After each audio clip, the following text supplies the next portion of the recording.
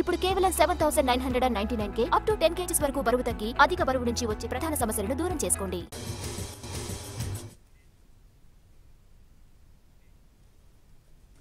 ఏపీని అల్లాడిస్తున్న వాయుగుండం నెమ్మదిగా ఒడిశా వైపు కదులుతోంది. ప్రెజెంట్ శ్రీకాకుళం తీరానికి సమీపంలో ఇది కేంద్రీకృతమై ఉంది.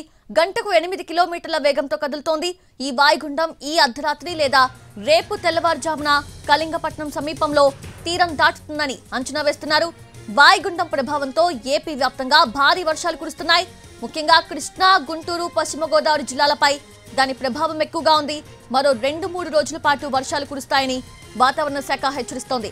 అప్రమత్తంగా ఉండాలని సూచిస్తోంది.